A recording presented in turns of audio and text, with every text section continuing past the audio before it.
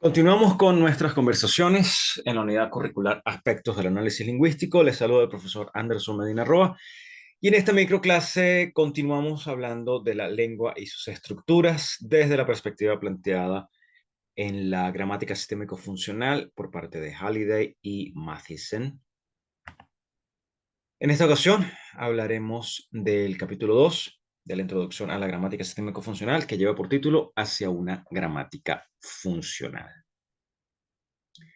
Este segundo capítulo de la introducción de la introducción a la gramática sistémico-funcional, inicia con lo que los autores llaman un breve comentario sobre las frases del discurso de Nelson Mandela o del extracto del discurso de Nelson Mandela que vienen utilizando como ejemplo desde el capítulo anterior. Esto cumple la función de ilustrar la lexicogramática en acción, como dicen ellos, con la creación de significados a través del texto. Esto permite a los receptores del mensaje reconstruir el sentido en el texto, ubicando rasgos de la organización, tanto elementos léxicos como categorías gramaticales, en sus contextos sintagmáticos y paradigmáticos, en el sistema de la lengua como un todo. Esto implicará que a medida que el texto se va mostrando, que se va desplegando, surgen patrones del texto o del contexto de la situación. Como sabemos, el texto es en sí mismo una instancia y la resonancia de esos patrones es posible justamente porque detrás del texto subyace el potencial de significado, el potencial que informa cada elección realizada por el hablante o por el escritor y en función del cual estas elecciones son interpretadas por los oyentes o por los lectores. A esta creación continua de significado en el desarrollo del texto, Halliday y Mathieson la llaman logogénesis. Elementos léxicos y gramaticales, proponen estos autores, son parte de un todo. Sin embargo, usualmente son abordados eh, como extremos o abordados cada cual desde su extremo en ese continuo que buscan Halliday y Matheson presentar. Eh, Eso es precisamente el punto de partida de lo que los autores plantean, pues dicen que que se han desarrollado maneras distintas de abordar estos elementos y ellos pues lo que plantean es que más que comprenderlos como extremos, es decir, más que comprenderlos como léxico y gramática, pues la propuesta es verlos como un continuo léxico gramatical. Em, este es uno de los puntos desde los que se plantea en su aproximación a la gramática funcional. Esa gramática que nos permita comprender no solo como un estudio de las estructuras, comprender la gramática, perdón, no solo como un estudio de las estructuras, sino como una manera, como una manera de producir, como un recurso para la construcción de significado, de la que ya hemos hablado acá. Por otra parte, en este capítulo se habla de la gramaticalización y los autores plantean la necesidad de gramaticalizar ciertos significados en el sistema lingüístico. La gramaticalización no depende de cómo las categorías se realicen, de cómo se manifiesten estas, lo que puede darse de diversas formas y además puede no ser la misma para todas las categorías en todos los entornos. Lo interesante a tomar en cuenta es que la manifestación de la gramaticalización de significados será sistemática, por lo que gramaticalizar significados implica que se organizan en el sistema como elementos mutuamente excluyentes, como elementos asociados a una categoría general y como elementos que muestran cierta proporcionalidad.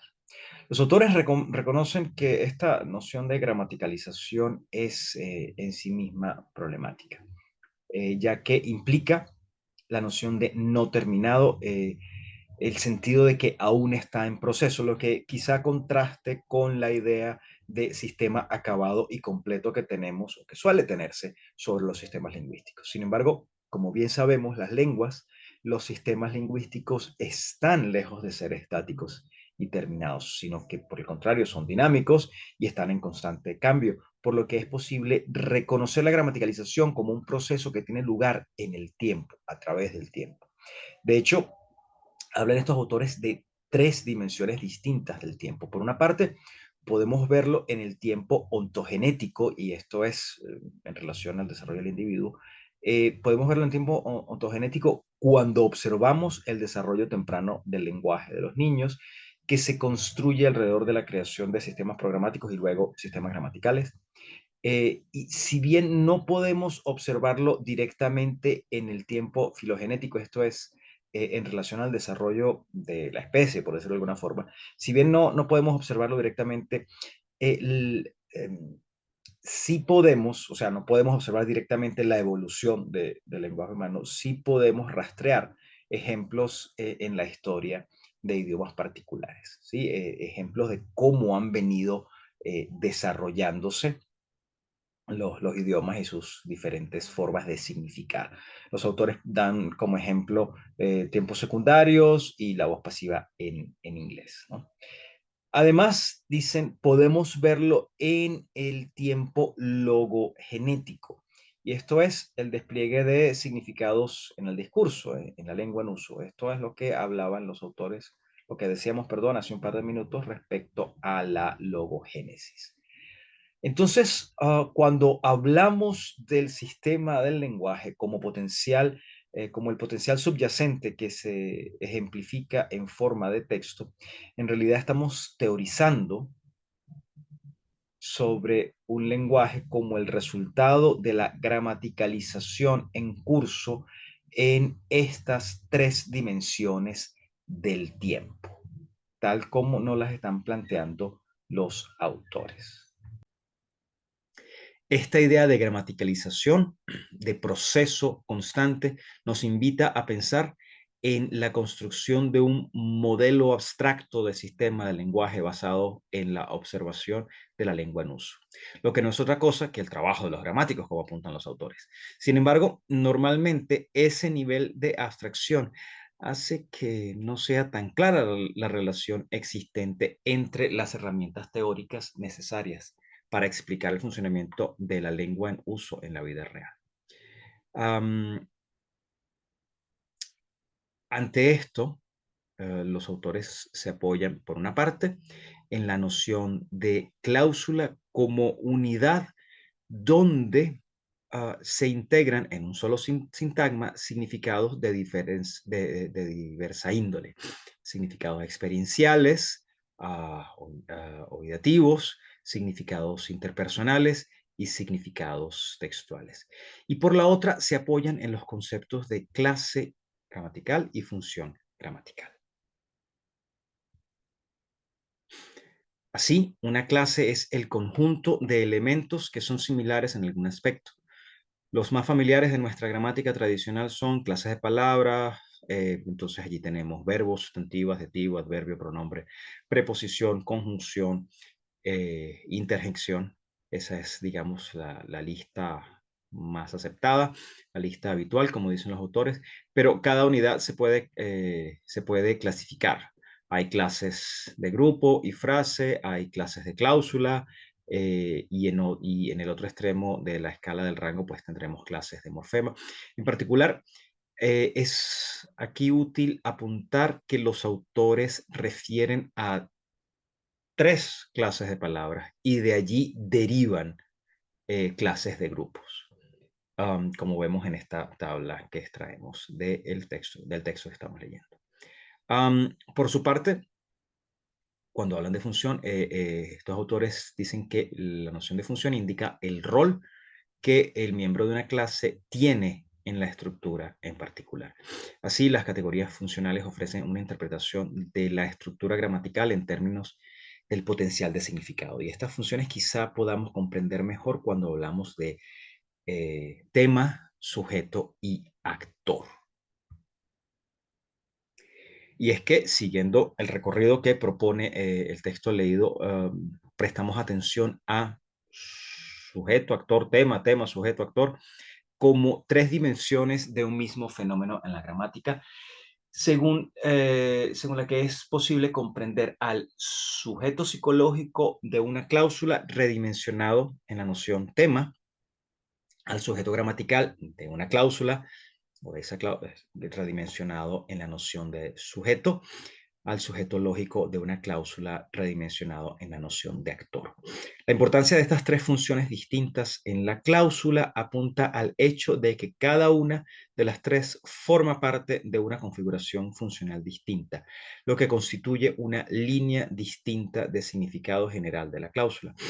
A manera de aproximación operacional es posible definir dichas líneas de significados como textual, interpersonal y experiencial, nos dicen los autores. El tema funciona en la estructura de la cláusula como mensaje. El tema es el punto de partida del mensaje, es el elemento que el hablante selecciona para fundamentar lo que va a decir. El sujeto funciona en la estructura de la cláusula como intercambio. Una cláusula tiene significado como un intercambio, una transacción entre el hablante y el oyente. El asunto es la garantía del intercambio. Es el elemento que el hablante hace responsable de la validez de lo que dice. O es el elemento en el que el hablante se hace responsable de la validez de lo que dice. Y el actor funciona en la estructura de la cláusula como representación. Una cláusula tiene significado como representación de algún proceso en la experiencia humana en curso. El actor es el participante activo en ese proceso. Es el elemento que el hablante retrata como el que hace el acto. En esta tabla vemos las metafunciones, la manera en que la cláusula es comprendida en cada una de estas metafunciones, ya sea como sea comprendida como mensaje, como intercambio o como representación. Estos tres encabezados, cláusula como mensaje, cláusula como intercambio y cláusula como representación, se refieren a tres tipos distintos de significado que están incorporados en la estructura de una cláusula. Cada una de estas tres hebras de significado se constituyen mediante configuraciones de ciertas funciones particulares. Tema, sujeto y actor no ocurren como aislados, cada uno ocurre en asociación con otras funciones de la misma línea de significado. Por lo que si continuamos con lo representado en la tabla, vemos el sistema de lengua en el que encontramos el potencial para cada línea de significado y la estructura o estructuras, es sintagmático, a través de la que se realiza tal potencial. Tema y rema, modo y residuo, procesos, participantes y circunstancias. A partir de este punto, la noción de gramática y lo que hagamos con ella de ahora en más no podrá entonces limitarse a la visión tradicional estructuralista. Por el contrario, idealmente se irá alimentando y fortaleciendo con lo que estamos leyendo en este texto de Halliday y Matheson y lo que además ellos presentan en los capítulos 3, 4 y 5 de la introducción, los que por razones varias no podremos abordar en esta unidad curricular. Más interesante aún, desde esta perspectiva, podemos ver con claridad que la discusión de enseñar gramática o no en esa perspectiva tradicional, pues esa discusión de si enseñamos o no enseñamos gramática pierde toda dimensión. La pregunta que surge ahora es cómo aprovechar esta teoría, esta visión sistémica y funcional de la gramática para generar situaciones de aprendizaje significativo para nuestros estudiantes. Más aún, ¿cómo impactará esto mi planificación y mi práctica docente? Bueno, para todo esto hará falta primero reflexionar y discutir en torno a las generalidades abordadas en estos primeros capítulos del texto, en estos primeros textos de Halliday que hemos leído desde el inicio de la unidad curricular. Y para eso, bueno, hemos venido teniendo las sesiones de discusión, las sesiones de clase, tal como nuestra próxima clase en la que nos veremos. Muchísimas gracias por su atención y hasta pronto.